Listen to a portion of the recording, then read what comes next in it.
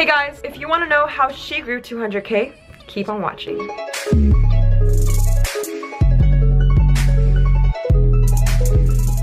Hey guys, welcome back to my channel. I'm about to hop on a call with Hannah Ashton. Guys, Hannah is not only a fellow entrepreneur, but a girl boss, and the best part is I think she's killing it with the YouTube game. I mean, well over 100,000 followers. I can't wait to share you guys some value and tips she has.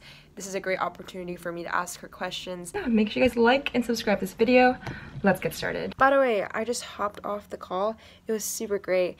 Hannah, I'm so thankful just to talk, and guys, she's so down to earth and a gorgeous person. So I'm really excited to dive right into this video.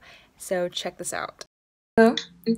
Hi. Hey Hannah. Okay, so right now I'm with Hannah Ashton. Really nice to meet you. It's so nice to meet you too. I've been watching your videos like all week. Oh my gosh. Okay, so I'm here with my subscribers, and they're also live on here on the stream. But basically, I asked you guys to ask Hannah questions at the very end, but I just wanted to say I think I found Hannah through her Girl Boss Tips video. It was awesome. Definitely check her out. She's definitely been doing YouTube for a lot longer than I have, and she is really experienced, and as you can tell, her channel's super great content. I'm gonna let you talk a little bit about yourself and tell maybe the community what you do.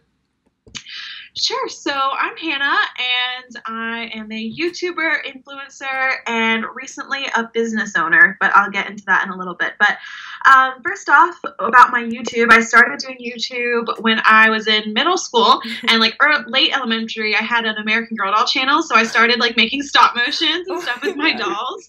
And then as I grew older, I got into like fashion and beauty, and so I wanted a like stereotypical like beauty guru channel, you know, in middle school. So I started Hannah Ashton, but now it's more of a lifestyle, girl boss, productivity type of channel. Awesome. And what else I do besides YouTube is I run a business called Hannah Ashton Content, and there I consult starting YouTubers, Instagrammers, and bloggers, basically any women who want to start sort of doing what I do or want to grow and progress in what I do. So I'm taking some of the knowledge I've learned over the years and sharing it with you guys.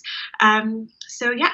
That's a little bit about me. That's so cool, guys. I'm going to link all her social medias, and she even has an awesome website. And yeah, I'm going to get started with a few questions, and we'll open it up to the viewers as well. But I think my first question for you was, like, you say you started, you first started in middle school, but did you ever feel unmotivated to post at all at any point, anything like that? So it's a little hard to remember because I forgot to mention I'm a senior in high school. Mm-hmm. I'm 18 now. Honestly, though, I would never remember being timid about posting. I was just like, yeah, like all these other girls are posting about their dolls. Like, I want to share mine too. And so I don't really remember feeling unmotivated because I didn't take it very seriously, right? Like I never had the intention of like I wanted to make money off of it because I sort of saw people doing that. But when I was starting out in middle school, like in elementary, I didn't really have a need for that. So I was just sharing my love for American Girl dolls online. So I never remember being intimidated to post, which I find so many people are today. You know, they're scared to start that YouTube channel, and I actually made a video addressing that and sort of how to conquer that fear and like get in the right mindset of what kind of mindset you need to be able to post your life onto a social platform. But yeah, I honestly don't remember ever being intimidated, and I didn't have that many viewers starting out to like get a lot of negative feedback from my first audience. But yeah. I totally see you have that girl boss, personality. You're such a go-getter, I can tell. In addition to what you were saying about the negative audience, did you ever have maybe a wave of haters that kind of came through? How did you deal with it, or did you even have to like fight it off?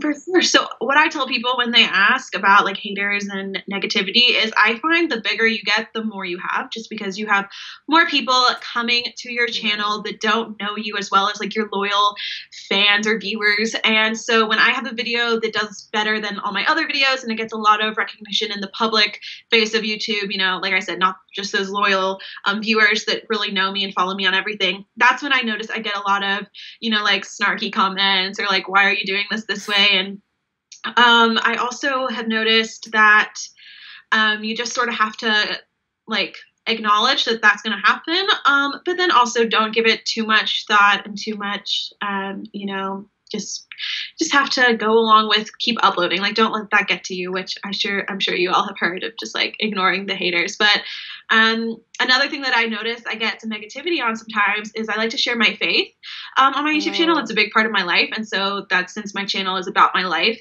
I share that as well. So I would actually think that I would get more hate than I do for that.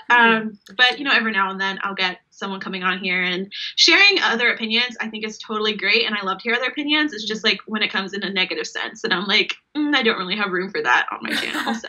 No, totally. And can we just take a break? Like, guys, Hannah's like 18 in a business. This is awesome. So great to meet a fellow, young girl boss. Yes, for sure. I would just wanted to know, there's such a huge, long journey in entrepreneurship. When did you feel like you hit your first milestone? I mean, I always talk about to my viewers, like, celebrating your, small wins.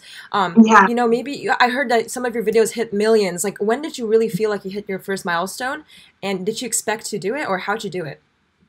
Okay, so with YouTube, when I was starting out, like, I really celebrated like every 1,000 subscribers. I was like, woo, like, send out a celebratory tweet or something. So I remember like 10,000, I did a giveaway, and then I remember hitting 50,000 the beginning of sophomore year, and I like told my whole class when I hit it. I was very excited, so I remember those distinctively.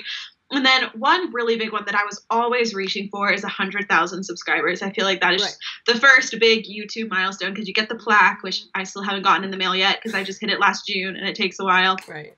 But how that came about was actually from a video that hit a milestone. So the 20 habits of a successful girl boss or a successful woman, that video, that did amazing. And at the time when I first uploaded it, it was just like all my other videos, got a couple thousand views, but a month later or so, it really started to pick up, and I think it was that hashtag girl boss tag on it that was so hot and trending at the moment, and my video had that in a title, and so that's where the views started to come in, and then it just kept growing and growing, and with that, I kept getting more subscribers. So within a month, it was insane, but within a month, I went from 68,000, that plateau that I was stuck on for so long, to 100,000 plus. Wow. And that was also great for my business, because I just started my consulting business last January, so we're almost on a year, and that's just really growing, and we're working constantly on that as well. But what was great was I had the link to my business in the description box of that video, and that video was sort of based on entrepreneurship and my business, so it also brought in a lot of clients. So It was really great, like hand in hand, like 3 milestones, like new clients, video hit 1 million views, and 100,000 subscribers. So I was really lucky with that video. Wow, that's incredible. And that's interesting, because you said that in the beginning you needed momentum, and that's the hardest thing, but it kind of took off. Did you expect it? Were you like creating this video in like belief that, I have faith that this is going to do well or something like that? Or did you just kind of go with the flow? Honestly, no, I did not expect it to do that good at all. I find that it's the videos that you're just like doing in a rush, or not a rush, but you just like morning routines, hauls, you're like, okay, those are going to do good, and you expect them to do good. But some videos where you take a chance, you don't always expect them to, go viral. But with this one, the main inspiration from it came from a blog I read, and it was like a blog on like 10 habits of being successful, or having a successful morning or something. And I was like, okay, I wonder if I could take like this blog article that I love and turn it into a video. So I just was playing around with different things, and it's not even my favorite video I've ever done, but everyone really loved it. So yeah, it was great. Great. In regards to that, I wanted to know, I asked you this before, but what is your top 3 tips? I know you do a lot of tip videos and they're great. Yeah. But this is for maybe like just for these girl bosses that really just are so scared to create, and I feel like a lot of girls and guys especially, they just want to hit, their first 100, first 1,000, or first 100,000. What are your top 3 tips to help cope with that, or even reach that? Yeah, so it was so hard to narrow them down, because my brain was like, okay, well, this is important too, and this is important. So a lot of things are important, but these are 3 things that I tell my clients. And the first one is to be consistent. Yes, if you're going to have a video schedule, like have a video schedule. If you tell your viewers you're having a video schedule, like stick to that, because they're going to rely on you. And once you break that trust, it's very easy to break, but it's harder to build, just like within friendships. The same goes for you and your viewers. So be consistent, upload at least once a week, be social, or be active on your social medias, and with that consistency, not only in the schedule of your uploads, but also in your uploads. So like having a theme sort of to your channel. So you want your thumbnails and the vibe in your editing and your YouTube header to all sort of be the same. And that consistency really takes your YouTube channel from like a beginner level to a professional level. And then along with that, it sort of contradicts that, but along with being consistent, you also don't want to get burnt out. So let's say you do need a break. That's great, but then tell your viewers, like make it known so it doesn't just look like you've fallen off the deep end. So with the consistency, build that trust with your viewers, and then they'll understand if you're like, okay, I need to take a quick week to detox and break from all of this uploading. Maybe you're on vacation, you just want to enjoy your vacation, or it's a week of exams and you're super stressed. Take the week that you need, or however long you need, but make sure that you let your viewers know. So don't get burnt out, because then it's no fun after that. And then my third tip is cliche, but it is just to believe in yourself, because the motto for my channel is dream, believe, achieve. So if you have that dream and believe step, then it's so much easier to reach the achievements. So you know, especially if you're in high school, and, you know, high school can be crazy already with all the drama that goes on, and adding yourself to like the internet. You know, I heard a lot of girls getting, you know, hate and bullied because they have a YouTube or like social media. But if you believe in yourself, those comments may still hurt, but they're not going to shut you down, because you know that you're doing something that you love for the greater good of like yourself, and, you know, you're helping other people online maybe. And so if you have that dream to succeed and you believe in yourself, then you can reach the achievement and success, is what I say.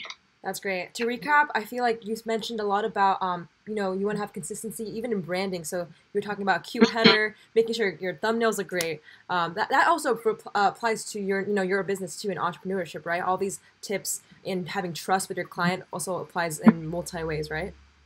For sure. And sort of what my business is about is how I began to build my YouTube like a business. So the branding, the color scheme, and that's what I help other women do with Hannah Ashton content, is to, of course, have fun with YouTube. It's a hobby. But if you really want to like get big and create a career out of it, maybe, then yeah, treating it like a business. And that's branding is a big part of that. Right. I talk a lot on the channel about personal branding, that you actually are your own business. A lot of people think it's kind of a weird and I guess like an evil way, but marketing and business is not evil. It's really just a great way to, you know, reach and grow an audience.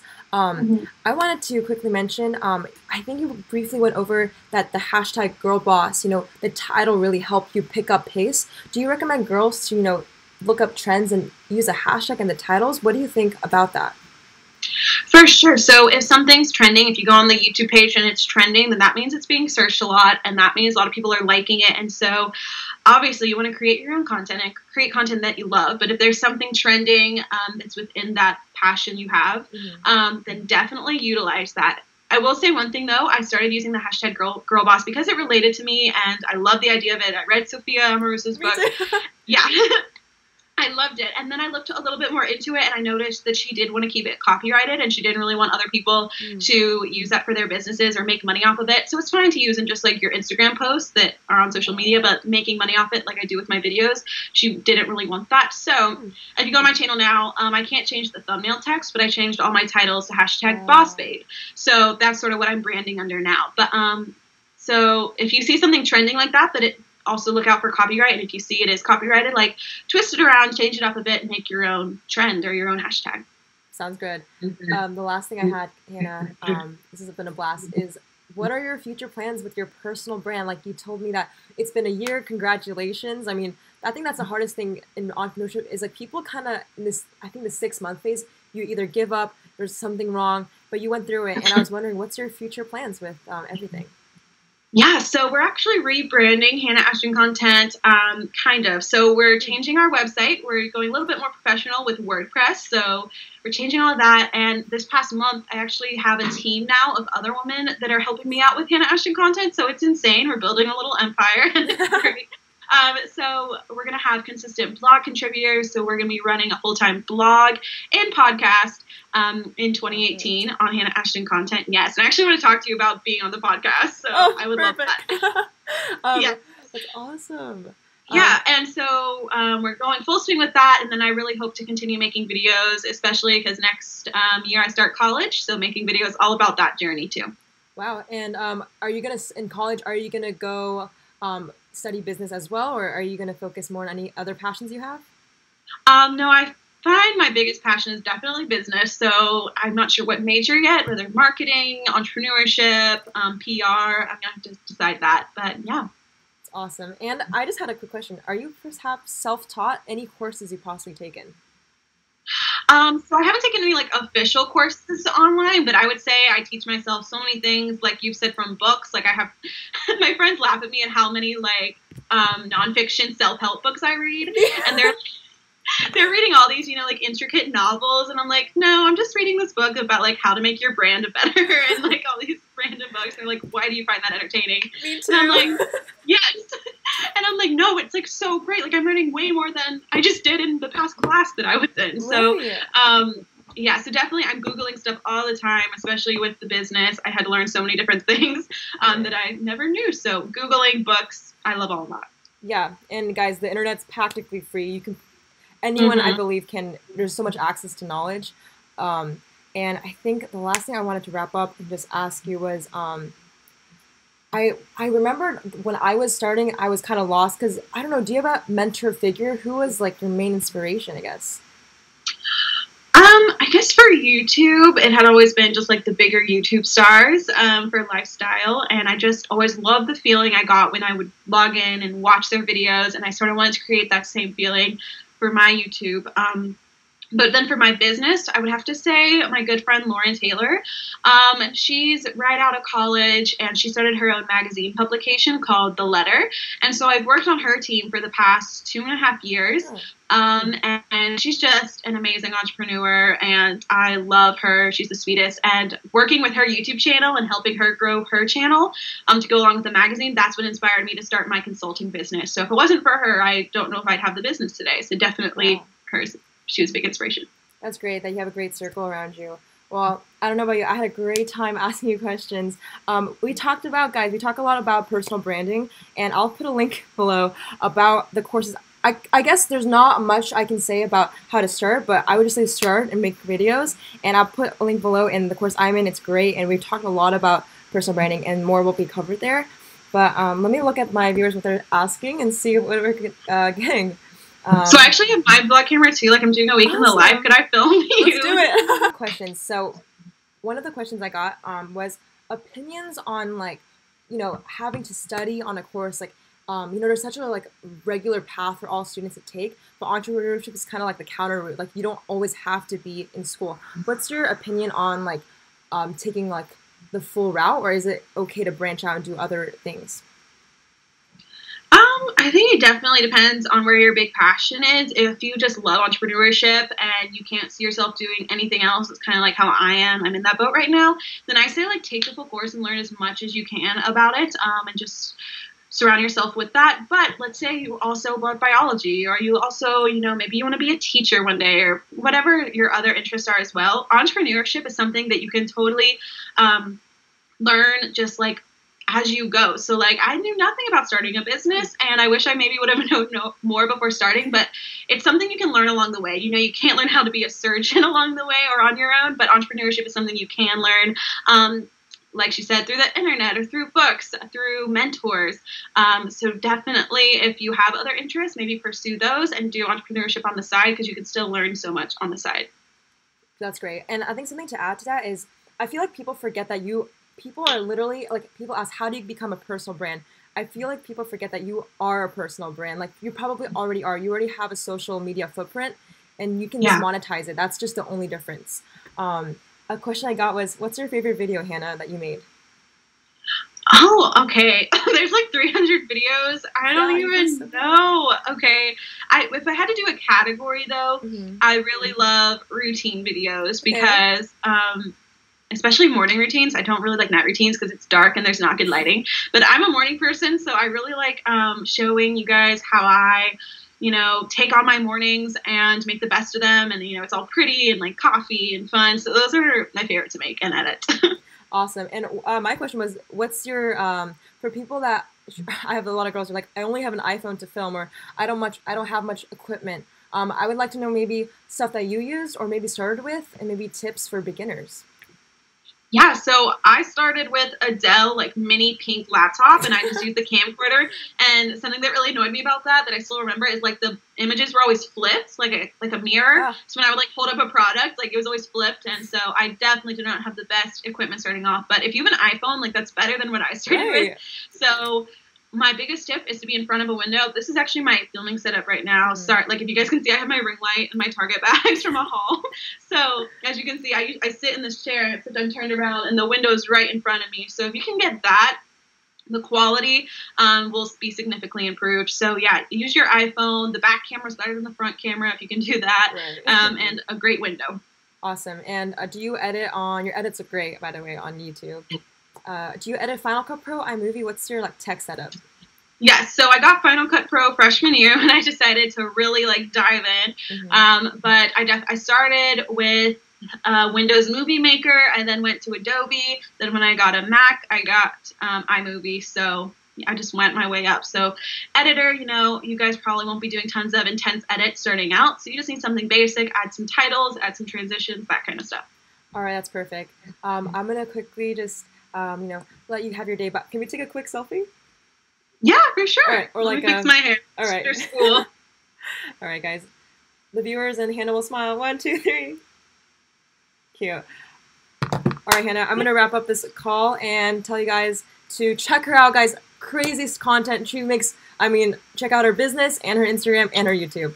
Thank you so much, Hannah, for being a part of this. It's so much fun. Thanks, everyone, for listening. You all are amazing. Hannah's amazing. So I just want to say we'll keep in contact. And if you guys like this video, make sure you like and subscribe.